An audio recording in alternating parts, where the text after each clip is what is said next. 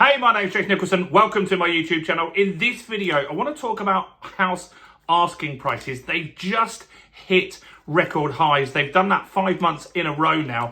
It's surprising how high they actually are when you see the data that I've got to share with you here from Rightmove. And this trend is something that may come to an end fairly soon because there are lots of listings in the market, and I'm going to talk about what expectations we have for house prices that are actually sold at the end of the day. Now, if you're new around here and you haven't done already, do make sure you subscribe to the channel over there and hit that bell notification. We're on the way to 42,000 subscribers. We're a smidge away, and make sure we get some more views on this video. How do we do that, you ask? Simple. Smash like, tickle like, do something to the like button. That really helps with the YouTube algorithm and helps the channel grow. So thanks to everyone that takes a moment to do that.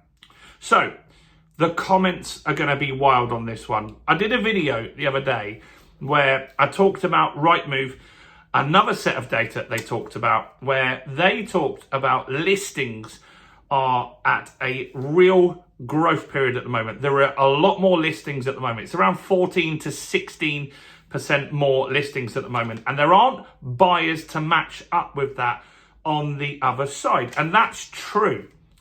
But also, two things can be true. And also, you've got record asking prices at the moment. And so what this indicates to us is that people that are listing properties for sale at the moment, they're not desperate to get a sale. They want to get a sale. They might want to move to a property, upsize or downsize, but they're not desperate to get that sale at the moment. In 2008, 2009, when house prices are going down, there were people that were desperate to get that sale. And when a market's crashing or in a downward momentum, you'll see people undercutting similar prices on the same road or similar comparable properties. That isn't happening yet. Now, I'm not saying that that's not going to happen. It's very possible now because we've got so many more sellers coming into the market that all you need is a handful of those sellers to say, right,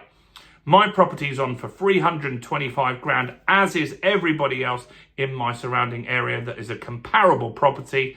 So I'm going down to 315 in order to get the sale. Now all the properties at 325, they're going to struggle to get any viewings at all, and people are going to be focused on that discounted property. What can happen then, and this can happen very quickly, is people can start matching or undercutting people in order to get viewings and in order to get a sale completed on their property. So how have prices changed this month? This is asking prices, not sold data. But it is important, as I said, it shows market sentiment. That is important in any property market. So in May, house prices are up, asking prices are up 2,335 on average. That represents 0.6%. Now, you would get a seasonal adjustment right now. This is normal at this time of year, but this is actually lower the increase that we would normally expect at this time of year. So those saying the house market isn't strong, it's starting to go down, that gives you your justification, doesn't it? The market isn't growing what you would expect at this time of year. This is the busy season normally, but the difference this year is a lot of that busy spring market that we normally get shifted into that first quarter, because a lot of people would not, you don't just wake up and think, you know what, I want to sell my property. It's something that you think about for a little while. And people would have seen that stamp duty was going to rise on April the 1st. And so they moved their sales or their purchase transactions significantly forward. And that's why we're not seeing massive increases in house prices at the moment. What is the average asking price at the moment? Well, the average asking price that sits on Rightmove sits at 379,517. So it's a lot higher than the average sold price. And the reason for that is there are lots of properties on Rightmove that sit there, the £10 million, £20 million properties that bring up the average, but they never sell. I'm sure if you're like me, I look on Rightmove and I look at the properties that are 10 million, 20 million, dreaming that one day I'll get one of those for myself. And they've been sitting there often for years. They can take years and years and years to sell, but they're bringing up the average. On the sold data, because those big boys don't sell very often, they don't push the average sold price up so much, but the asking price, their data is there. Now, this has been the smallest increase in asking prices in May since 2016, 9 years ago. What was also interesting in the Rightmove data that we spoke about last week, where we talked about excessive listings going in at the moment, that was also the most additional listings that they'd had since 2016, so 9 years ago as well. That means that, look, things are changing. And ultimately, right now, we're sitting in a slow market. The expectations are that for the next 9 months of the year, or the last 9 months of the year, that we will get 500,000 property transactions completed.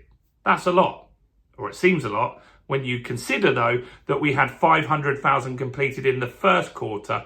It's not particularly high. So the market is going to slow down. You've got a plethora of listings just sitting there at the moment, waiting for people to make viewings, make purchasing, make offers. So look, this does have the potential for the market to start dropping. There's two things that will happen here. One, these sellers will list the properties and they're not desperate, and that doesn't change. And maybe some of those listings, they're testing the market right now. They would sell if they got the maximum price, but if they don't, then maybe remove their property for sale from the market. That could happen, and that does happen sometimes. Or potentially we could get other sellers that just wait out for the higher price and they just leave it on there for months or years, waiting for the market to recover. Or, as I said initially, you could get some people that start lowering prices because they want to sell or they need to sell. And there's a lot of people that got 1% interest rates when the pandemic was on. That's when I fixed one of my rates. And those people are coming close to the end of their deals at the moment. Those 5-year deals have got around 18 months maximum left on them. And at the end of those deals, those people might not be able to afford the new 4%, 5% rates. And so they're considering selling before that actually happens and those higher payments kick in for them. So look, asking prices, they're at record highs. That is true. It doesn't mean that sold prices are at record highs. So we've got to keep an eye on all the data sources. But as I say all the time, this is an indicator on market sentiment. And I don't think this shows that the sellers are desperate for a sale right now. Let me know in the comments what you think below. Do smash like, do subscribe. Do also check out all the other content on the channel as well, including this video right here.